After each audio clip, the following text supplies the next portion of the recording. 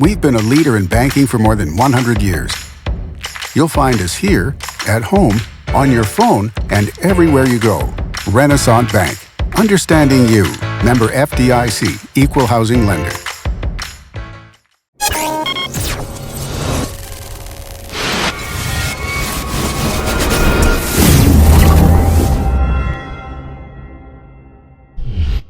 Sponsored by Renaissance Bank.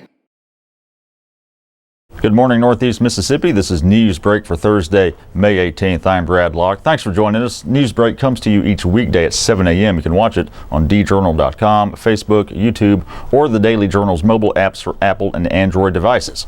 Going to take a quick look at news, sports, and weather for Northeast Mississippi. Let's start with the weather forecast for today. Going to have mostly cloudy skies, high of 88 degrees, low of 69, just a 20% chance of rain. The 3-day outlook, looking at the weekend, Friday mostly cloudy, high of 91, low of 69, 10% chance of rain. Saturday partly cloudy, high of 90, low of 69, and then thunderstorms likely on Sunday, high of 77, low of 64. The chance of rain is 90%. Let's take a look now at some of the top stories from the Daily Journal and djournal.com on this Thursday. An assistant attorney general argued before the state Supreme Court on Wednesday that state law does not require the legislature to fully fund education. Justin Matheny spoke as part of a hearing on a lawsuit filed by former Governor Ronnie Musgrove on behalf of several Mississippi school districts. Matheny said the Mississippi Adequate Education Program, which passed in 1997, does not mandate full funding. Musgrove, one of the MAEP architects, argued that the legislature has a constitutional mandate to provide free public schools and that the legislature had chosen to adhere to that mandate through the MAEP. Justices peppered both sides with tough questions during the more than 60-minute hearing Wednesday.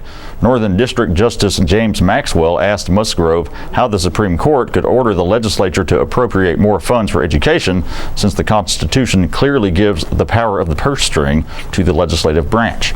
Musgrove said the judiciary has the duty to step in when other branches of government are not meeting their constitutional obligation. Chief Justice William Waller Jr. said the Supreme Court would rule in due course on the school funding lawsuit. This week marks the end of Jason Harris's tenure as Tupelo High School principal, a period he says saw a lot of positive gains. Harris took over the job in 2010 and has been working for the Tupelo Public School District for 11 years. He recently accepted the superintendent's job in the Columbia School District. As Harris finishes up here this week, he reflected on the progress THS has made on his watch. He cited the school's graduation rate, which was around 70% 6 years ago. Now it's about 88%.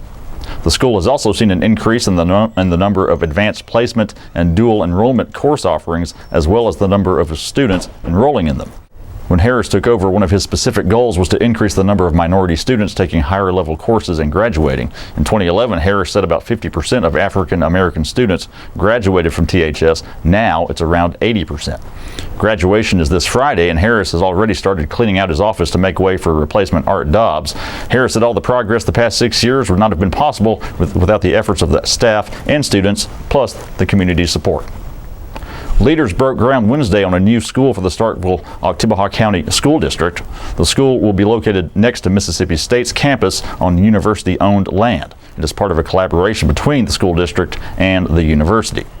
The partnership school will include all 6th and 7th grade students in the Starkville-Oktibbeha County School District. It will serve as a demonstration site for student teachers in MSU's College of Education and will give the middle school students and faculty easier access to learning resources.